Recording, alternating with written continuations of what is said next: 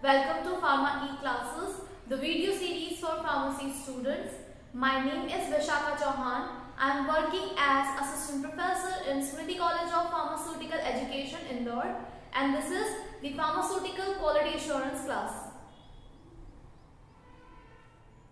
In the subject Pharmaceutical Quality Assurance, we are going to begin with the topic BMR. So, the BMR is the Batch Manufacturing Records. If we talk about the pharmaceutical industries, जहाँ पर हम जानते हैं कि जितना भी production होता है वो बैचेस के हिसाब से डिवाइड होता है. हर बैच को एक बैच नंबर प्रोवाइड किया जाता है. कुछ टेस्टिंग्स के पहले ही जब हम कुछ चीज़ें अश्योर करना चाहें, उन चीज़ों का रिकॉर्ड चेक करना चाहें, तो प्रायर हमारे पास एक डेटाबेस होना चाहिए जिसके बेसिस पर जो है हम बेसिक करेक्शंस और जितनी भी मतलब हमें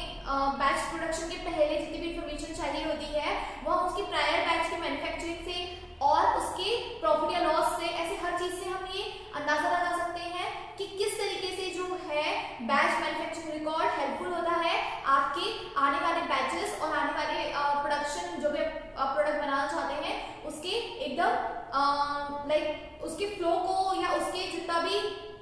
आप ये कहें कि उन्हें अप्रोप्रिएट कर सकते हैं, उन मेथड्स को हम करेक्ट कर सकते हैं, उन्हें ज्यादा से ज्यादा यूजफुल बना सकते हैं और प्रोडक्टिविटी भी इंक्रीज कर सकते हैं. तो ऐसे कुछ फायदे होते हैं बैच मैन्युफैक्चरिंग रिकॉर्ड के. तो हम बिगिन करते हैं that what is the batch manufacturing record. That BMR, that is the batch manufacturing record, should be prepared for each batch and it includes complete information relating to the manufacturing and the control of each batch. जैसे कि अभी हमने discuss किया कि जो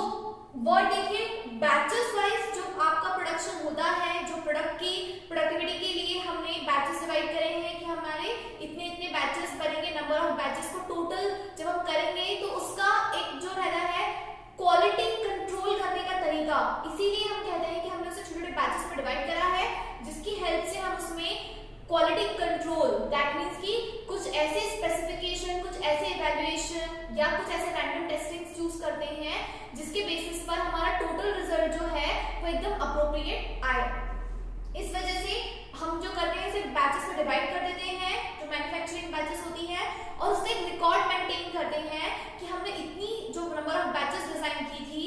उन number of batches में से पर्टिकुलरली किसी एक बैच का या उसमें आने वाले जितने भी सैंपल्स या यूनिट्स हैं उनमें से जिसका अगर हमने क्वालिटी कंट्रोल किया हो या कोई टेस्टिंग कोई इवैल्यूएशन परफॉर्म किया हो या पर्टिकुलरली किसी की प्रोडक्टिविटी को लेकर अगर हमें जजमेंट लेना है तो ये सारी चीजें जो है हमें उसमें हेल्पफुल होती हैं.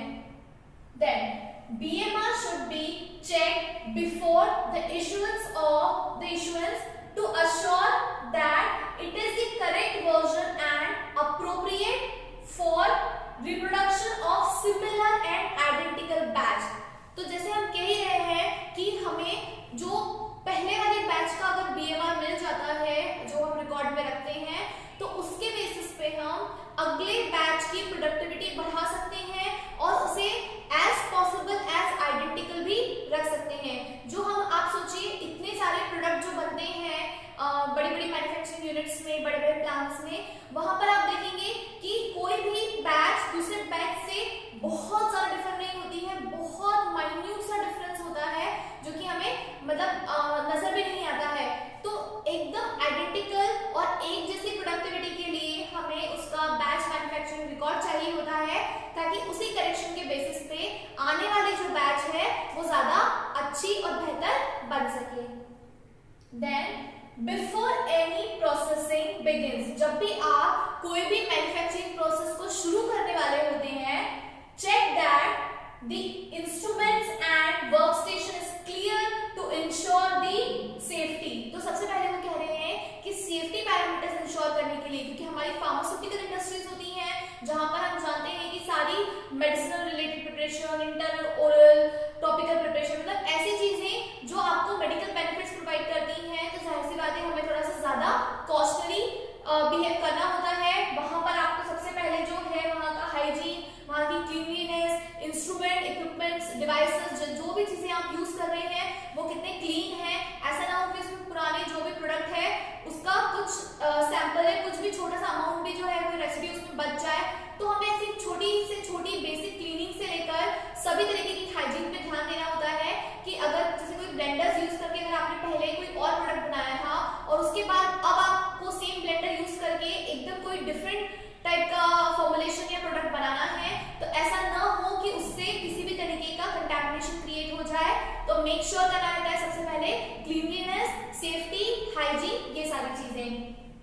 Then the BMR should be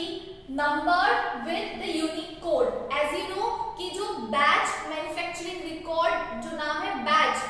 तो जब बैच है यानी कि नंबर ऑफ बैचेस में फॉर्मुलेशन डिवाइड है तो उन बैचेस को हम एक कोड दे देते हैं। कोड देने से ये होता है कि हमें क्लियर है कि हम कौन सी बैच का टेस्ट कर चुके हैं, कहाँ की सैम्पलिंग हो चुकी है, या उस बैच का जब नेक्स्ट जो हम प्रोडक्ट बनाए तो सेम हम वही बैच को उन्हीं नंबर्स में डिवाइड कर सकें और उसकी सेम प्रोडक्टिविटी मतलब जितनी आइडेंटिकल यूनिट्स हमें बनानी है वो ज्यादा से ज्यादा सही हो, ज्यादा से ज्यादा करेक्ट हो, इसलिए हमें उसे बैच नंबर भी प्रोवाइड करना होता है। बैच नंबर देने से सबसे इजी चीज जो आप समझ रहे होंगे वो ये कि चीजें आपस में मिक्स नहीं होती। मतलब कि अगर एक यूनिक कोड सबके पास है तो जाहिर सी बात है कि कोई दूसरे किसी कोड को किसी और चीज के साथ मिक्स नहीं कर सकता, तो थोड़ा सा क्लियरेंस भी हो जाता है उसकी वजह से कि हमें एक यूनिक कोड पता है कि पर्टिकुलर बैच का कोई कोड है, और अगर हम उस कोड को जब कहीं पर मेंशन करेंगे तो हम पर्टिकुलरली उसी बैच के बारे में जो है सारी डिटेल्स एक ही बार में कलेक्ट कर सकते हैं।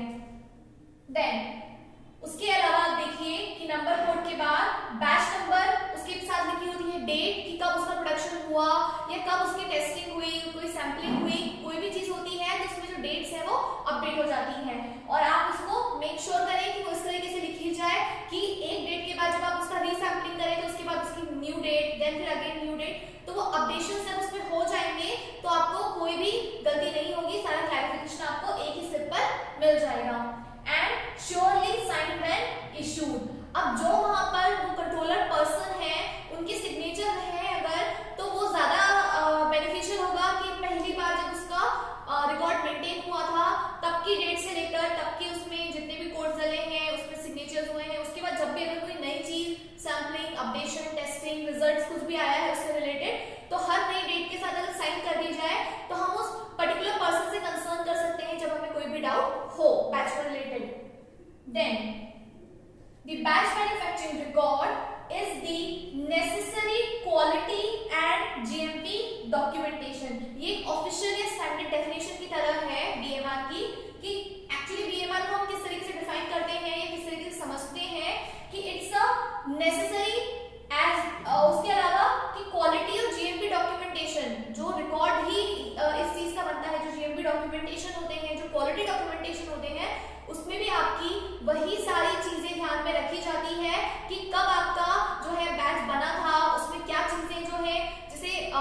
ड्यूरिंग द मैन्युफैक्चरिंग में अगर आप कोई करेक्शन करते हैं, कोई फॉर्मूला में चेंजेस करते हैं या कोई भी ऐसी चीज जो आप बदलते हैं तो अगली सब बैचेस में भी वही बदलाव हो सके, वो आइडेंटिकल यूनिट्स जो हैं वो चीजें चेंज ना हो, इसीलिए जो है ये आपका क्वालिटी पैरामीटर्स के लिए बहुत इंपॉर्टेंट है। तो सारी डिटेल्स जो है उसमें आप अच्छे से अगर मेंशन करते हैं तो सभी बैचेस के लिए जो है वो बेनिफिशियल होता है। So it is necessary for quality and GMP documentation for tracing the complete cycle of manufacturing batch. आप उसमें सभी चीजें देख पाएंगे कि कौन सा फॉर्मूला यूज हुआ था, उससे उन्होंने क्या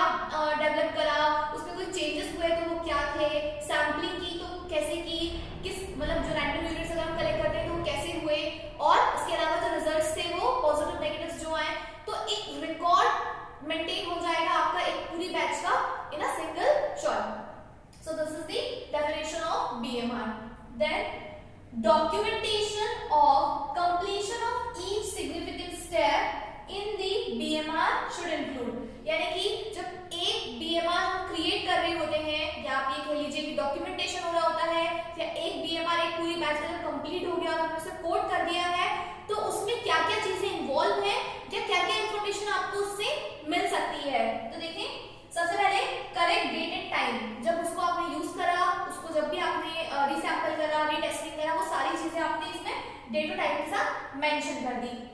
then the identity of major equipments use, जो मेजर इक्विपमेंट्स जिनका इस्तेमाल बहुत जरूरी है वो आप मेंशन कर दीजिए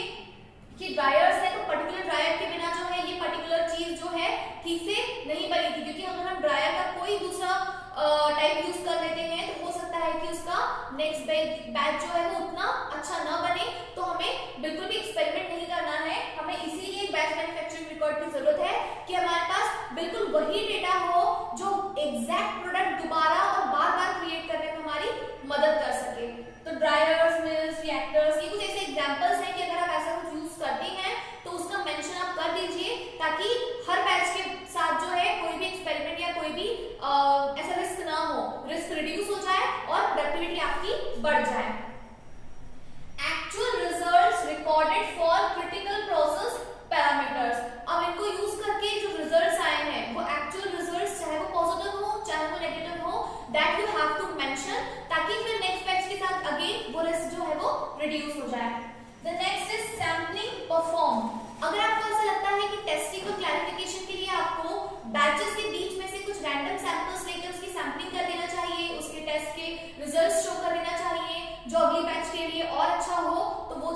आपके उसमें मिल जाएंगे, ये आपको मेंशन करना चाहिए।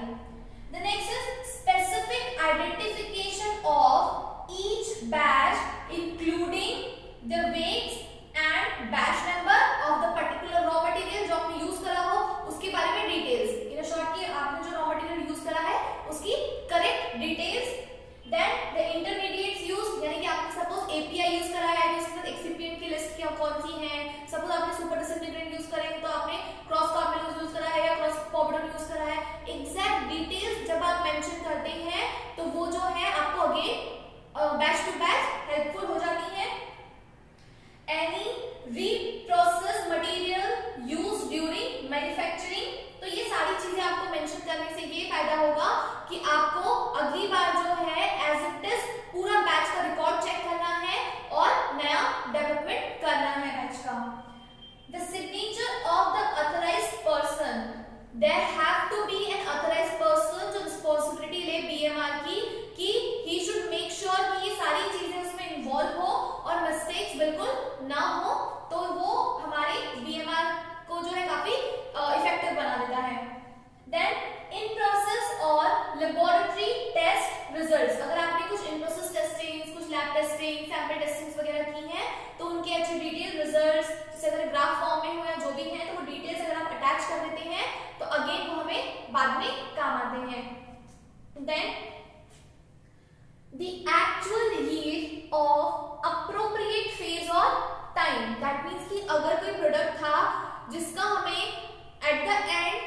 टोटल yield निकालना था, मतलब कि आपने जब एक फॉर्मूला लेकर उसको प्रोसेस करा और उसके बाद उसका बनने वाला टोटल yield आया है तो वो किस फॉर्मूले के साथ, किन इक्विपमेंट और इंस्ट्रूमेंट्स को यूज करके, कौन सी प्रोसेस करने के बाद कितना परसेंट आता है, ये सारी चीजों के क्लैरिफिकेशन से हर बार जो है आपका यील्ड बिल्कुल एक जैसा आएगा और आपका रिस्क जो है वो रिड्यूस होता चला जाएगा। Then the description of packaging and label, हम जानते हैं कि लेबलिंग का मतलब ये होता है कि उस पे जितनी हो सके उतनी सही और मैक्सिमम जानकारी उस पे हो,